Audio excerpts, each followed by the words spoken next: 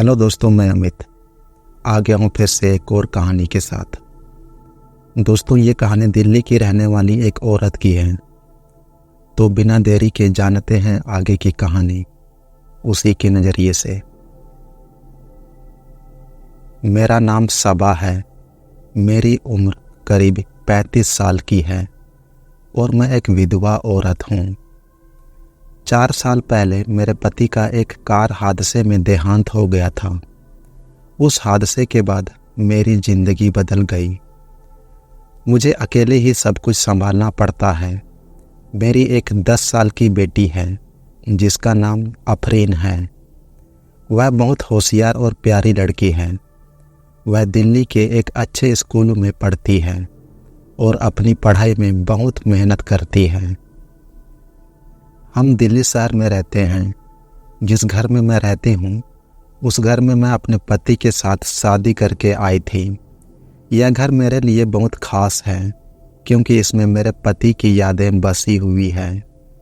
यह घर काफ़ी पुराना है और भरे हुए बाजार के बीच में स्थित है। मेरे घर में सिर्फ 2 कमरे हैं जिनकी खिड़कियाँ बाहर मार्केट की ओर खुलती हैं और एक छोटी सी बालकनी है जो घर की दूसरी तरफ गली में खुलती है। मैंने बाजार की तरफ खुलने वाली खिड़की को सील कर दिया है और गली वाली बालकनी को खुला रखा है ताकि ताज़ा हवा आती रहे। मुझे अपने घर के सारे काम खुद ही करने पड़ते हैं क्योंकि मेरे घर में कोई मर्द नहीं है। मेरी सास का पहले ही देहांत हो चुका था और मेरे पति की दोनों बहनें बिहार में ब्याही हुई है। कभी कभी वे हमारे यहाँ आती हैं जब उनके पति दिल्ली आते हैं। मुझे बाजार जाकर सब्जी लानी होती है, घर का सामान खरीदना होता है और हर चीज़ को खुद ही मैनेज करना होता है। जब मैं बाहर जाती हूँ तो फुल अबाया, हिजाब और हैंड ग्लोव्स भी पहन कर जाती हूँ। एक दिन मुझे किसी चीज़ की ज़रूरत पड़ी तो मैंने अफरीन को समझाकर घर से अकेले निकलने का फैसला किया। मैंने अपनी बेटी को यह समझाया कि वह घर पर सुरक्षित रहे और मैंने ज़रूरत का सामान लेने के लिए बाजार जाने का सोचा। बहुत ढूंढने के बाद एक दुकान पर मुझे ज़रूरत का सामान मिला। यह दुकान बाजार के बिल्कुल अंत में था। उसके बाद सन्नाटा पसरा हुआ था।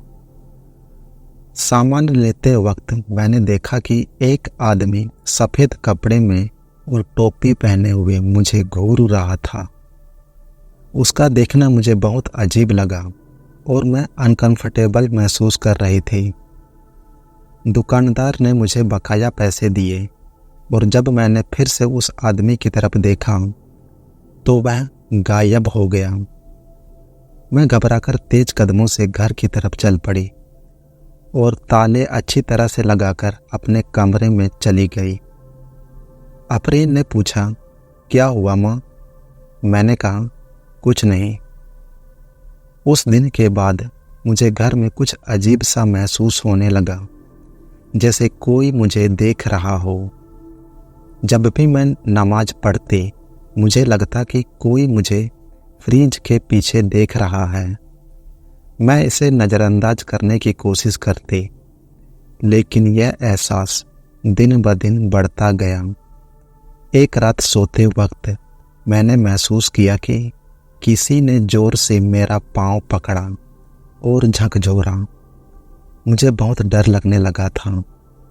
मैंने अफरीन से इस बारे में बात नहीं की क्योंकि मैं नहीं चाहती थी कि वह भी डरे, लेकिन उसने भी घर में कुछ अजीब सा महसूस करना शुरू कर दिया था।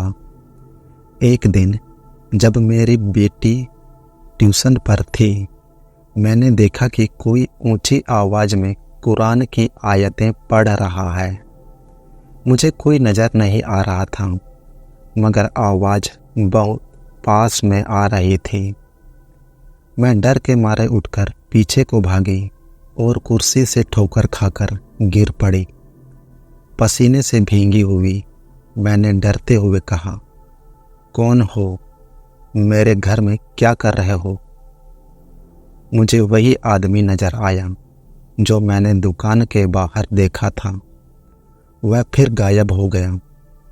अगले दिन मैंने जामिया मस्जिद के मौलवी साहब से मिलकर उन्हें अपने घर बुलाया।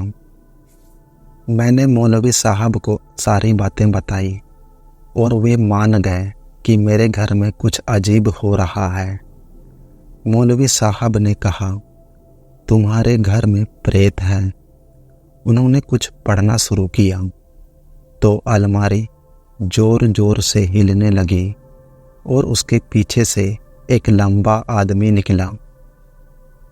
मैंने अपनी बेटी को पहले ही एक दोस्त के घर भेज दिया था। मौलवी साहब ने उससे पूछा, कौन हो तुम और इस विधवा औरत के घर यहाँ क्या कर रहे हो? उसने जवाब दिया, मेरा नाम अब्दुल रहमान है। मैं इबादत करने वाला व्यक्ति हूँ। मैंने इसे कभी नुकसान नहीं पहुँचाया, बस इसके साथ रहना चाहता हूँ और इसकी हिफाजत करना चाहता हूँ। मौलवी साहब ने कहा, हम तुम्हें यहाँ रहने की इजाज़त नहीं देंगे। लेकिन मैंने बीच में कहा, मुझे कबूल है। अगर ये मेरी हिफाजत के लिए रहना चाहता है तो मुझे कोई इतराज़ नहीं। मौलवी साहब ने उससे कहा, तुम इनको कोई नुकसान नहीं पहुंचाओगे और हमेशा नज़रें नीचे रखोगे। वह मान गया और उसी टाइम गायब हो गया। तब से मैं महसूस करती हूँ अब्दुल रहमान ने मुझे कभी नुकसान नहीं पहुंचाया और मैं अपनी ज़िंदगी हंसी खुशी जी रही हूँ। इस बात का किसी को अभी तक पता नहीं है। इस घटना के बाद मुझे लगता है कि मेरे घर में कोई है जो मेरी और मेरी बेटी की हिफाजत करता है। मुझे कभी कभी अलमारी ज़ोर ज़ोर से हिलती महसूस होती है तो मुझे लगता है कि अब्दुल रहमान हमारे आस पास ही है। इस बात को अब 2 साल हो चुके हैं और मैं खुशी खुशी अपनी ज़िंदगी गुजार रही हूँ। इस बात का किसी को नहीं पता और ना ही मैंने कभी किसी से इसका जिक्र किया। मुझे लगता है कि अब्दुल रहमान हमारी हिफाजत कर रहा है और हमें कोई नुकसान नहीं पहुँचाएगा।